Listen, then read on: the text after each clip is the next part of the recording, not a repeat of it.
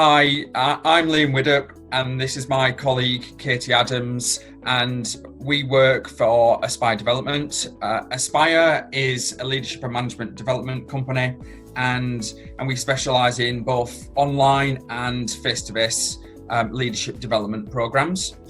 In this video, we're going to have a look at the pros and cons of both virtual workshops and webinars, and when is best to use each tool.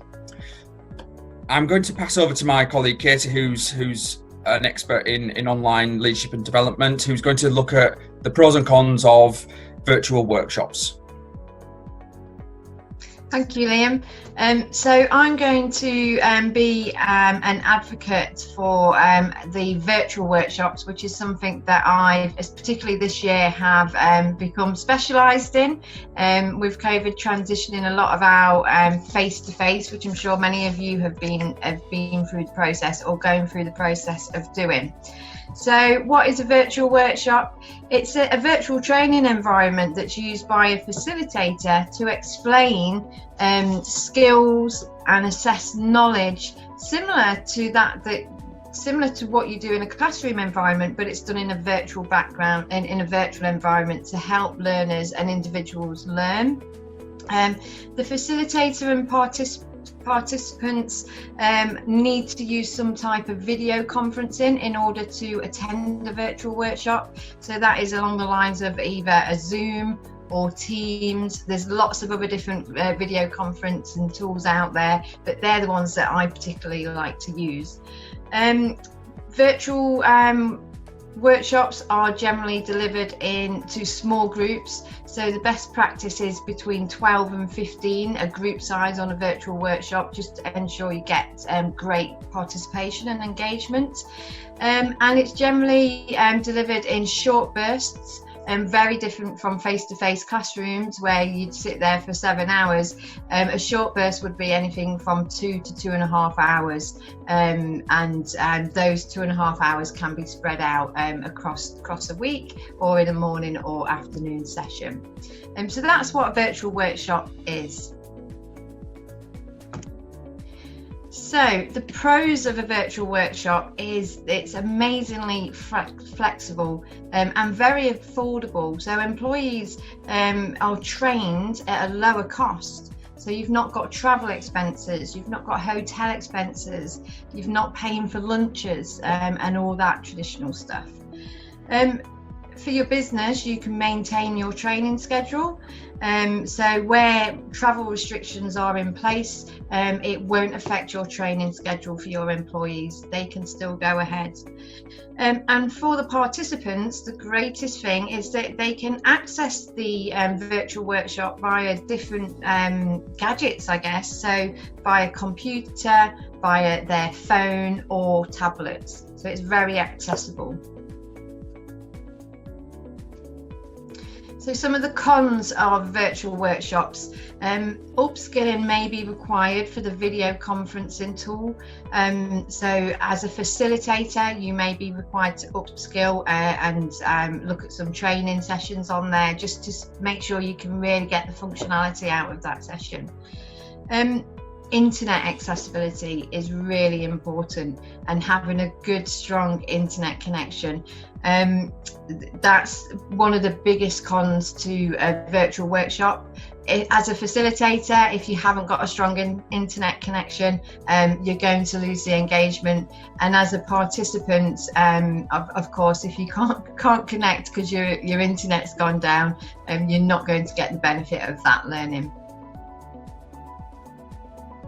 So that's a few of the pros and cons from a virtual workshop.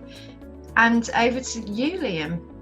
Thanks, Katie. That's really helpful. And I've been involved in kind of webinars at Aspire and launching our kind of webinar series. And I'm a real advocate of webinars. I think they're a great tool. So if I give you a bit of background to what is a webinar and how is that defined. Generally, it's a short online session. You would use a conferencing software like Zoom, and participants would generally attend to develop their knowledge of a subject. This will be hosted by a subject matter expert or experts, and they would last no more than an hour. Best practice is probably 30 minutes to 45 minutes, but Q&As generally run over if there's lots of engagement from participants. So what are the pros of webinars? So webinars are really flexible, convenient, they're short and intense events where you can invite a wide range of people from across the business to attend. You're able to share a clear, consistent message to all teams and colleagues within the business. You can get engagement from kind of polls and using the chat facility within the webinar just to get the general feedback and check the pulse of how the event's going and just to make sure people are engaged with what's going on. Webinars are great because there are generally no geographical limitations. So if you work across the country, across the world, depending on the time zones, people can attend the webinars when you launch them, but the benefit of them is you can also record. So participants can catch up on the messages, it can be saved, and people who are new to the business could access it, etc. There's a real cost benefit as well for webinars in terms of, as Katie said, there are no travel expenses generally, there's no hotels, there's no lunches, so that reduces the cost of putting on the development for the business. And you can also use the tools to kind of share documents and best practice systems. So yeah, it gives you a real overview, lots of tools that you can use, and it's getting that clear, consistent message across the business, which is really key. Yeah. So what are the cons of webinars? So what we've found are some of the cons are the limited interaction with the attendees. So whereas a virtual workshop, you can interact, breakout rooms, and have one-to-one discussions with the tutor. With webinars, there's not that availability. So it's very much a kind of a webcast, and you're telling people what the information that they need, and there's not that much interaction back. There is a bit of chat and polls, but that is limited. It is difficult to get that feedback. Are people engaged? Are people getting the message? Is it landing? You can't get that instant message. Generally, cameras are off in a webinar, and you can't see what people are up to. There's very limited skills development from webinars. It's very much knowledge development, and that's predominantly what you would use the tool for. There is a significant amount of time to prep. Whilst some of the costs will be reduced for travel expenses, there's much more design to this to make sure it's perfect. A lot of people are going to look at slides. You need to make sure they look great. So there is much more time for setting that up, practicing that, and making sure that the message is clear and you're going to deliver it in the time allowed. And one of the other things that Katie mentioned, with anything online, there are potential glitches, and internets can go down, which is always a nightmare. Happens all of the time. So yeah, they're probably for me the pros and cons of webinars. Something else I didn't mention in the introduction, the number of people who would attend is anything from 15 upwards, so they could be quite large numbers, so it's great to get that message across to a wide organisation. So I thought it would be really good just to kind of bring an example in here, just to share what has really worked for us as a business, and what you can use both tools really effectively. So just the example that I kind of used, and what we've used with a client is the launch of a new values or a competency framework within the organisation. So a webinar would be really great for sharing that initial message and getting that out to the team, to the organisation, to line managers, and saying, these are our new values, these are great, this is what they're going to be. And then you could then go into virtual workshops to kind of work with, say, line managers on how would you implement this in your role?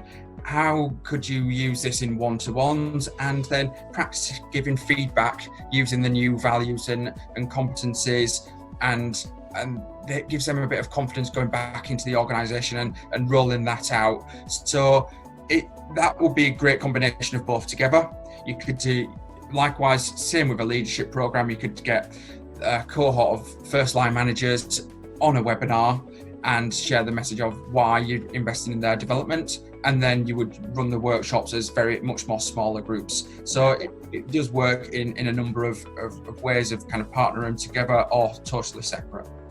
And those workshops would be the how. So the webinar would be your why are we doing this? And then in the workshops is that practical element of how are you going to do this, and putting that skills into practice. So you're bringing the groups into a smaller size, you're having some activities in there, really interactive activities for them to say, well, how am I going to do this? And how am I going to put this skill into practice with my team, or with my the purpose for the business that the business needs, I guess. Get there. Yeah, I agree with that, Katie. Totally agree. So to conclude, I think just to wrap things up, from our experience, if choosing a webinar to develop skills doesn't work, this option may seem attractive from getting a number of people through training, but it won't reach the desired outcomes if you are looking to develop skills. Likewise, if you choose a virtual workshop to share knowledge with people, then that could be quite expensive because it's smaller numbers, and you could do it in a much simpler way using a webinar, for example. And overall, to conclude, you need to choose the right tool for the need that you have in your organisation. Both tools are really great, but you need to make sure it's meeting the need of what you want the training to meet. And if you don't choose the right tool, you won't get the desired outcome. So from our experience, it's making sure that you pick the right one for the right job. Yeah, absolutely agree. The thing to remember, it's all about going back to basics, really being clear, identifying what the business goal is, what the objective is, and what your actions need to be in order to meet that objective. Do you need to change behaviour? Is the objective to change behaviour or to develop skill, or is the objective to share information with your employees about a change in process, a change in the business values, how we're going to deliver that? So that's going to help you identify which of these, was it a virtual workshop, is it a webinar, is it a combination of both, is going to meet that business need for you. Yeah, totally agree, Katie. And we've got at Aspire, we've got lots of experience of supporting organisations with understanding what that need is, and working through with clients to identify the right tool for the right job. And if after this webinar you're still not sure, then pick up the phone and speak to us. We're more than happy to kind of share our advice and experience with you.